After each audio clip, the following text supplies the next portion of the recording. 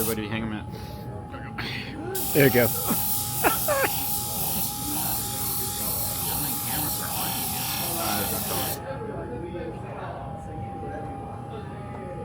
Right, see how I'm bringing that whole nose back?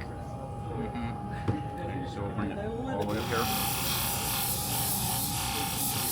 See the burn?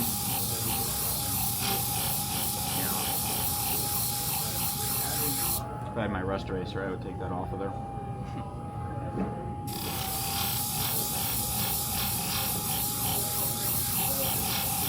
You know, if I was in my van, I'd have like water. So I'd already have this over like this.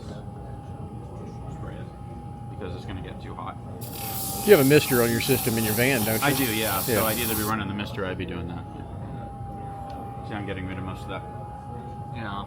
Little nose that's there. Alright, so let's go ahead and deburr this.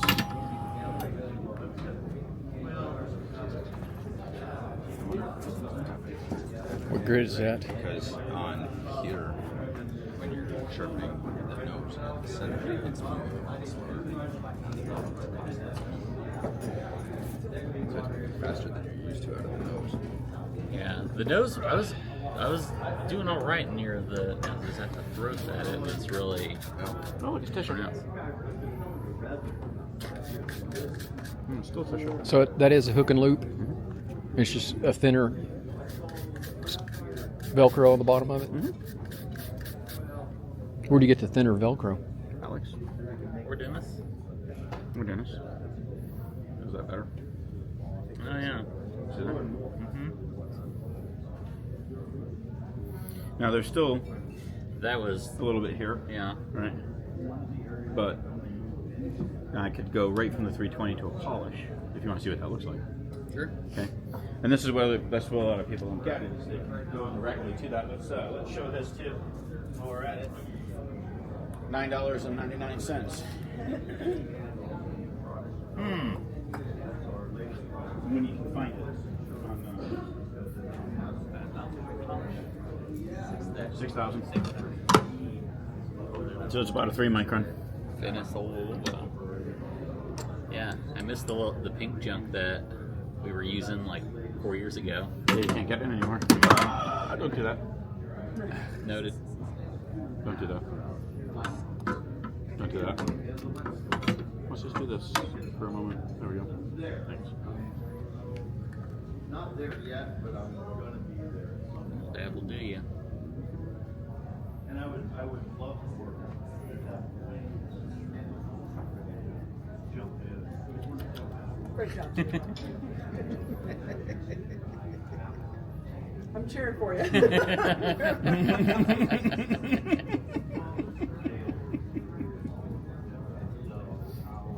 You missed the spot.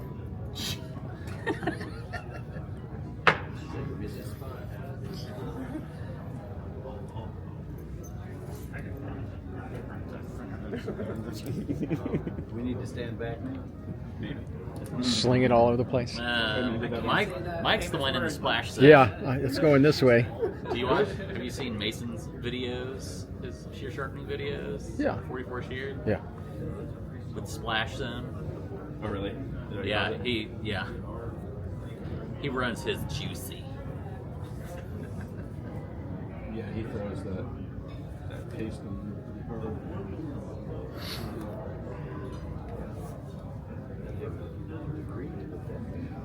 Born. Yeah, my son bought me this, so I wear it for special occasions. You have a shirt that says that. Seems like the Born for grinding and polishing. these days. Yeah, he found one. I'm getting one. Let's just do half of it. Yep, it was slung off. There it was. Thanks, man. Okay. So I'm going to do just half, just to show you how well these. So what I'm going to do is I'm going to polish the edge. Listen to the pressure. Okay, that's polishing the edge. Then I'm going to move away from the edge. Hear the difference? Okay. So once I move away from the edge, I'm going to increase that pressure.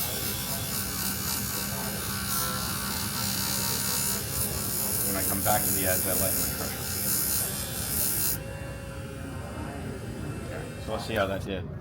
going straight from a 320 to a polish.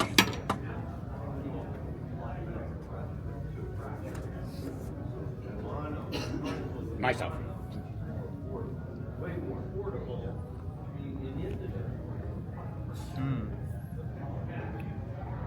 Very nice. Now you can still see a few scratches on there, Yeah, like so up they're in here, scratched. right? But I mean, again, it's from a 320. I go usually right from a 400 or 600 to polish and take almost all the scratches off. But if you look at a brand new shear close enough, you'll still see scratches on it. Oh yeah. They're just really shiny scratches.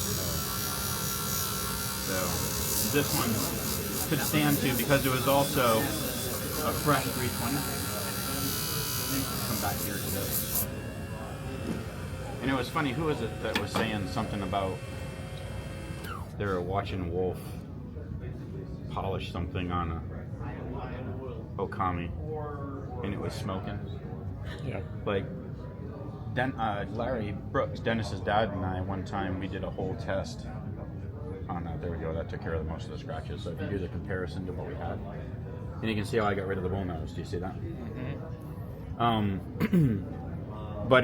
But Larry and I did a heat test. We could never really get anything above 190 to 200 degrees, which isn't even going to have that. I mean, if you left it that way long enough, it would affect the. You basically would be annealing the steel. But for the amount of time that we spend on it, it's really not going to hurt it. And I wouldn't suggest that like all the time, but you know, even with the Okami, usually what you can do is you do like a 45 degrees, and then you basically just go to your polish it, rotate the clamp back 5 degrees, polish it, and it'll blend in. You get a bull nose a little bit over time, and then you have to do a correction. But you can see how that corrected the bull nose that was on the shear. So you don't have that rounded front edge anymore. Did you see how I did that? The main thing that I was doing Is working a little bit back. And well, bringing everything. I was, yeah, but I was also sweeping. So that's why. So this fixture here is what completely blows it. Somebody said to me the other day, "Why are you selling this machine when you work for Wolf or something?" I mean, it's not that any of the other fixtures that are out there are bad; they're fine. But this machine, because it has this swooping motion, if I'm going to be freehanding, I'm freehanding like this. Okay, I'm not freehanding like this. So you're supposed to be able to do that sweeping motion. This pillow block allows you to do that. So when Alex improved this, and he added this, I've fully gone back to using the fixture as opposed to doing freehand work, because now I don't have to. I can do everything with this that I could do freehand before, with a little bit of limitation, but not enough to where it's the limitation that I have is the assurity that I'm at the specific angle that I want to stay at supersedes any inconvenience of still doing it with a fixture versus freehand. Freehand is still more versatile, but you can certainly do pretty much anything with this thing. It's amazing. It's brilliant what Alex has come up with. I mean, it's just something. But that's what you get when you have something. What were you like? What was your first 1,000 to 100? I knew that was going to happen. No, 1,000. Trying to get the 130 credit. No, well, I mean, this was already here Oh yeah. on there, so you can hit here, and here is nothing here. So yeah, let's see if we can bring it in. I'm just curious. It's happened to me with a shear that only needed polish. And after I polish it, I could see the porosity of the steel. So as if the polishing compound would have penetrated the metal. See how it's starting to creep back in? Yeah. You've seen that has happened, and at that point, there's not the more you polish it, the more the polishing compound. But you see how I'm setting it down? See his technique here. I'm gonna scoot behind you here. Oh, okay. Thanks. You were just about getting to the tip. I really should reset this to bring it into the tip, but it's been boogered up, so it's been hit this way. Okay. So that part of this is not just that it was flattened; it was taken off like this. You follow me? Yeah. So this is one of the drawbacks I don't like. Like the blending This system.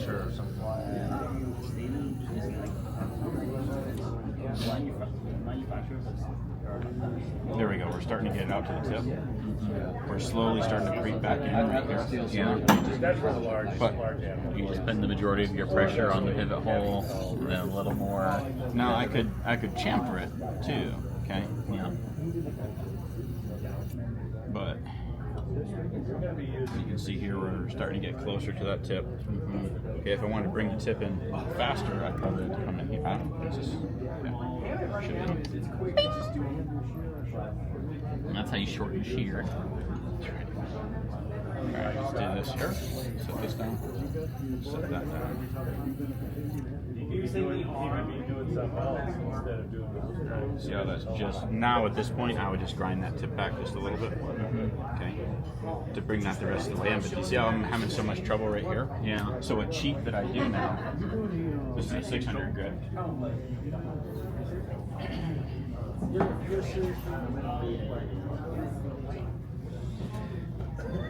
I bought one, scared the hell out of me. First year I did on it, so I haven't messed with it since. It takes a hell of a lot of material.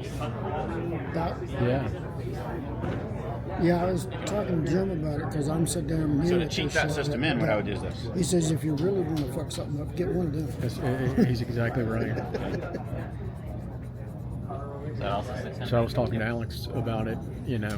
So we'll see. I'm gonna play with it some more, but I'm going to corner it. So we're doing. you know, I don't have a whole lot of practice shears Cutting down that to use, ramping. and I'm not going to use a customer's on one. No,